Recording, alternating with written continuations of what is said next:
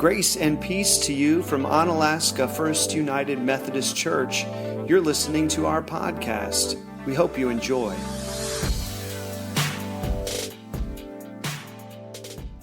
I'm going to give you a scenario. This is it's kind of a strange way to start a sermon, but I'm going to ask you to close your eyes, and I want you to imagine this scenario.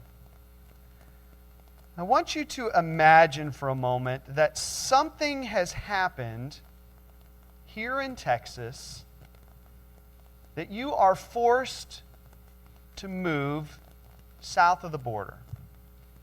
Pick any of the countries: Mexico, Nicaragua, Venezuela, Colombia. But something has happened, and you've had to pick up your family and move south of the border.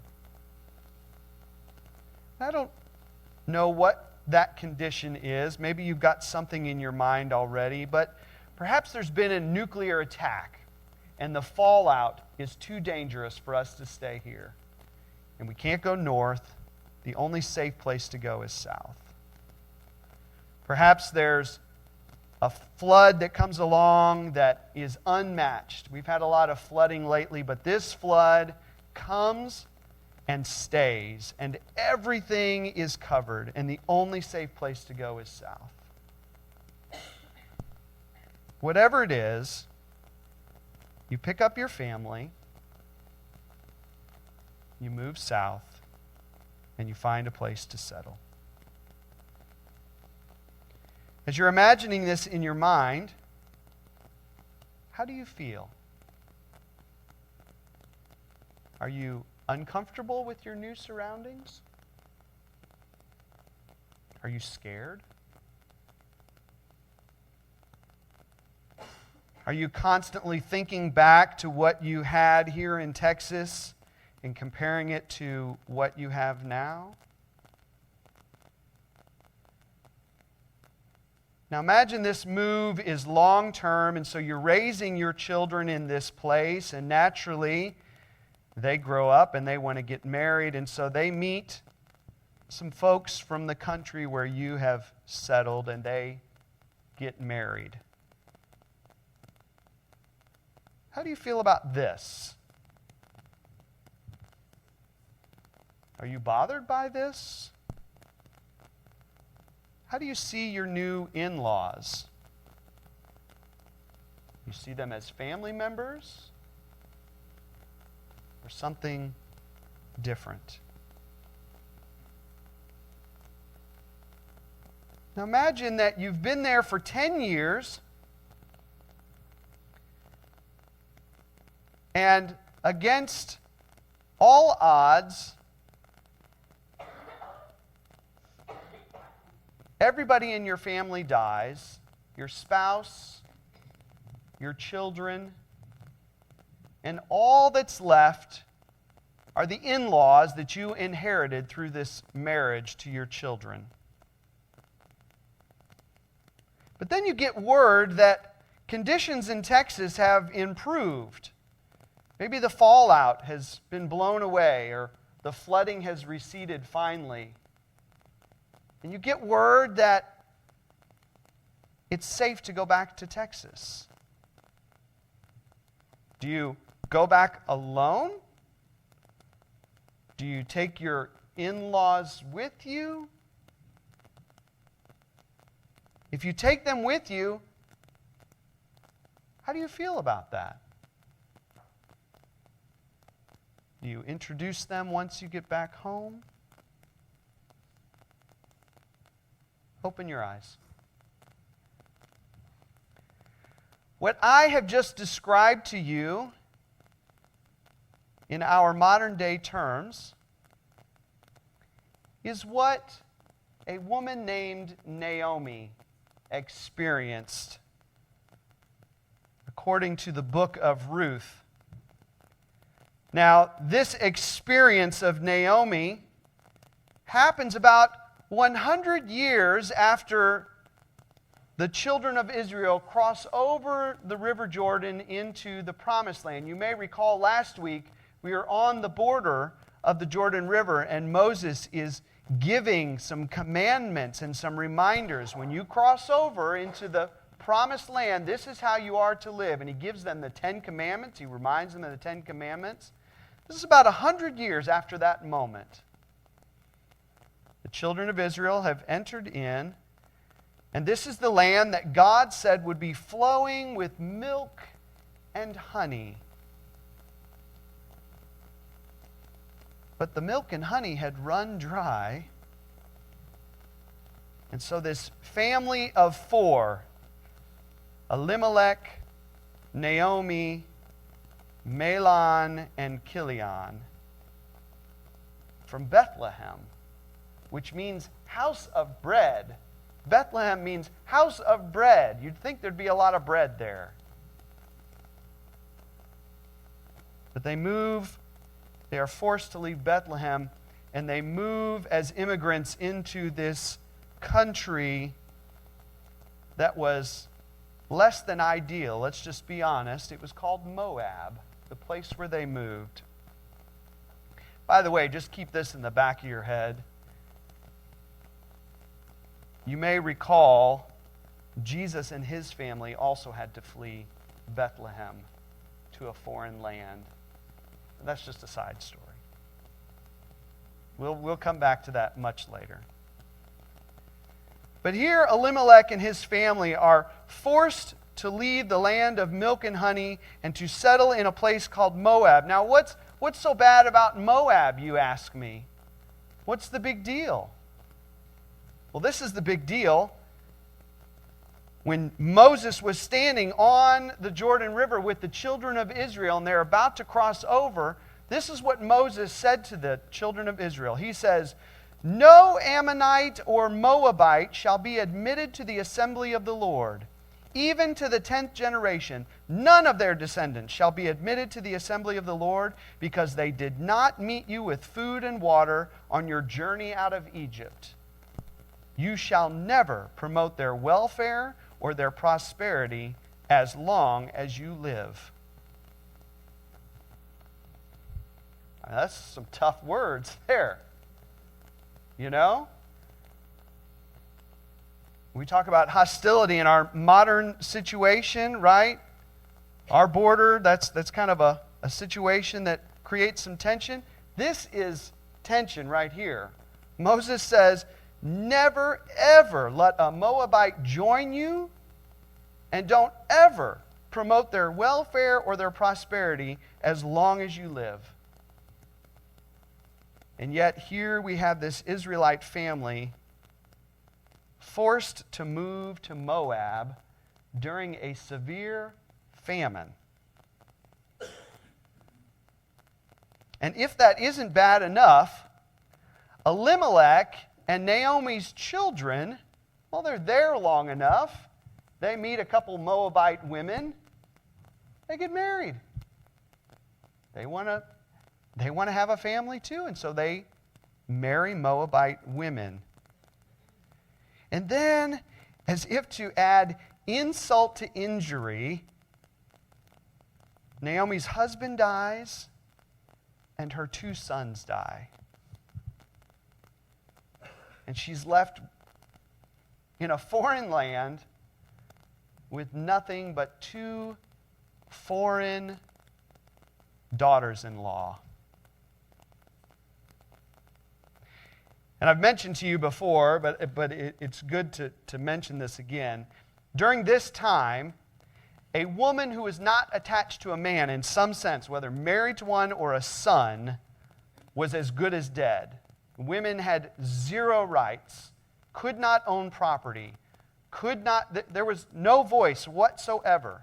You had to be attached to a man to have any kind of chance in society. Okay?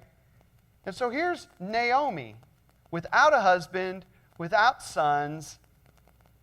And not only that, she is attached through this marriage to 2 foreign Moabite in-law women. It's 3 women. No chance. Now, when I first read this, my thought immediately went to, and maybe you're thinking this too, well, what happened to the milk and honey?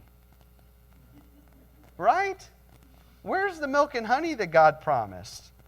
What happened to the bread of Bethlehem? We live in the place that's called House of Bread. Where is the bread? How did Naomi get into this situation? Where is God in all of this? You know, when God told them about the promised land, in fact, they went in and scoped it out and they confirmed it. They said, y'all should see this place. The grapes are as big as your hand. There is indeed milk and honey flowing. And so we've got to wonder, what happened to the grapes and the bread and the milk and the honey? Unfortunately, the writer of Ruth isn't interested in answering that question for us. And so we can only speculate. Naomi believes, I think incorrectly, that somehow this is some kind of personal vendetta from God against her, that maybe she has done something to offend God, and so God has cut off the supply. And she says, God has turned against me, and my life is bitter. I don't think that's the reason, but the writer of Ruth doesn't tell us.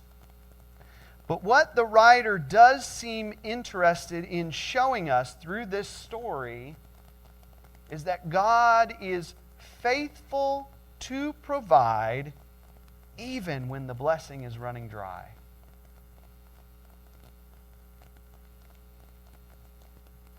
You see, Naomi tells her daughters-in-law, girls, it's time for me to go home, and you need to go back to your land. Well, they're in their land, but you need to go back to your families. You're young, you can remarry. There's a chance that things will be good for you. Me, I'm old. I'm done for. I'm going to move back home and just hope that maybe somebody will have pity upon me. But you young girls, go back home. And one, Orpah, which, by the way, you know Oprah? On her birth certificate, her real name is Orpah, named after this character, but nobody could pronounce it, and so she became Oprah.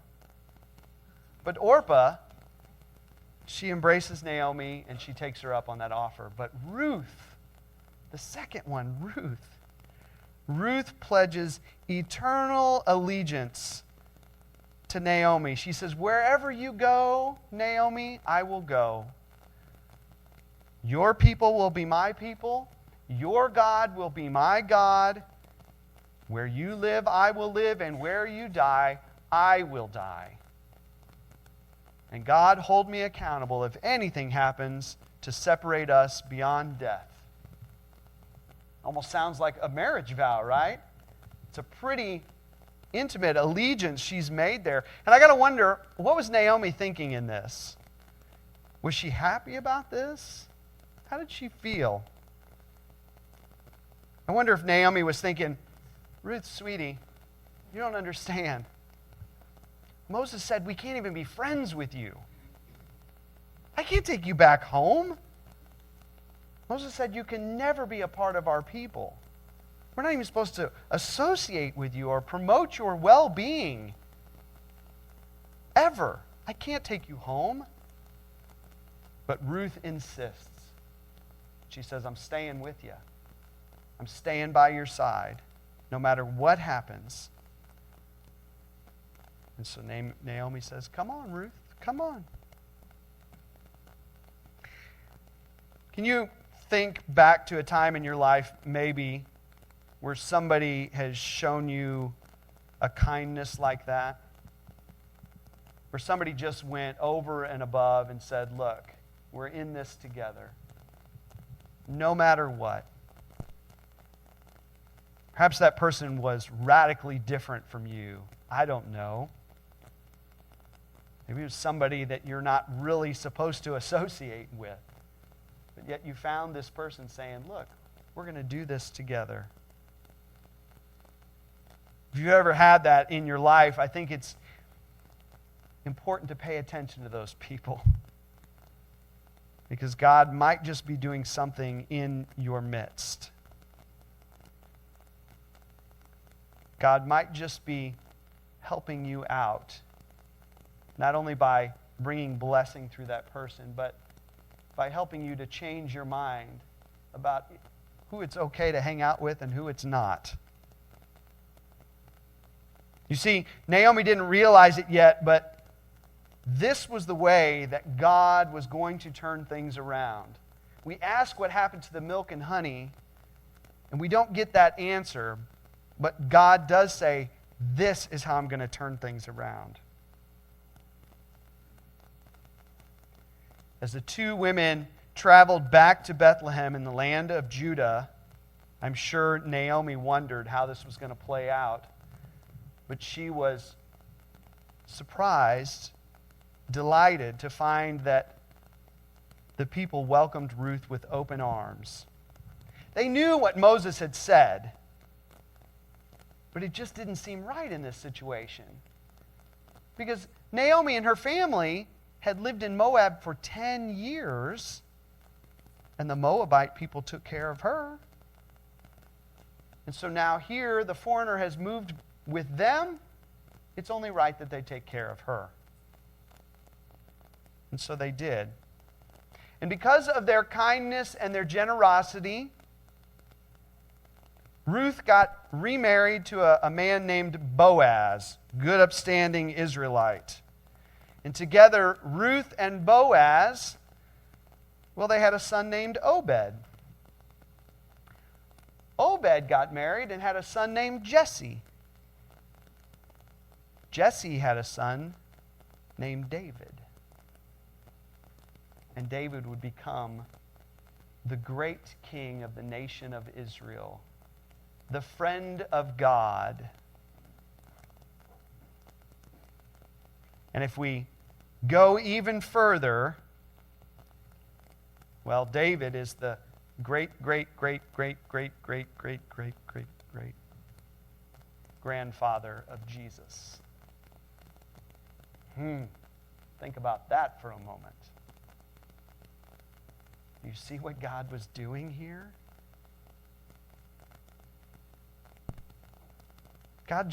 He wasn't just providing for Naomi in this situation, which would be awesome enough if it's just for Naomi and Ruth, but it's not. It goes deeper than that.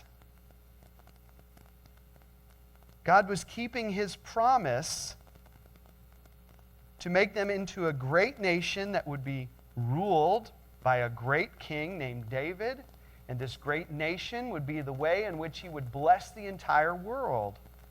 It was all part of the plan.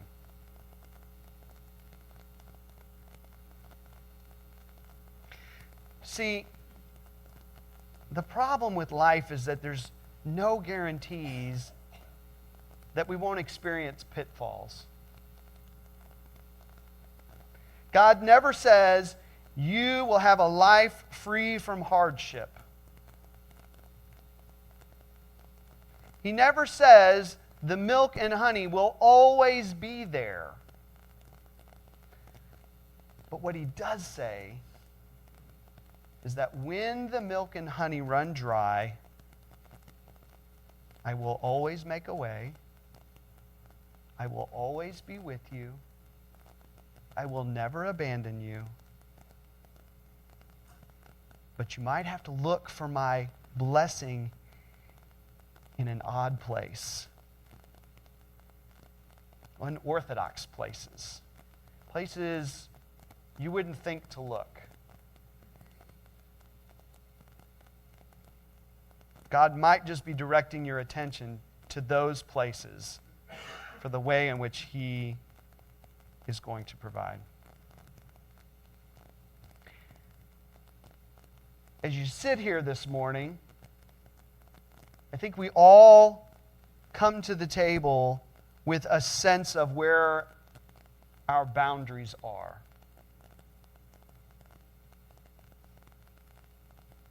Whether you know it or not, there are probably people that you could never imagine being friends with.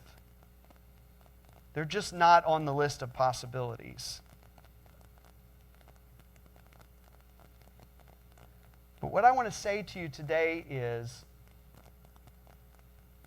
if circumstances arise that put you in a hard place, don't be surprised if God uses that opportunity to help you see things a little differently. He might just lead you to one of those people that are on your do not associate list. And God might use that very person. So the moral of the story for me and Ruth is, don't count God out. Naomi was asking the question, what's going on here, God? Why have you turned your back on me? And God says, I haven't turned my back on you. I'm providing. Just go with the flow. Welcome the stranger. Be kind to the immigrant. Take a chance on the sinner. Get to know somebody who is least like you, because that might just be the very way in which God is going to do something amazing. In the name of the Father, Son, and Holy Spirit, amen.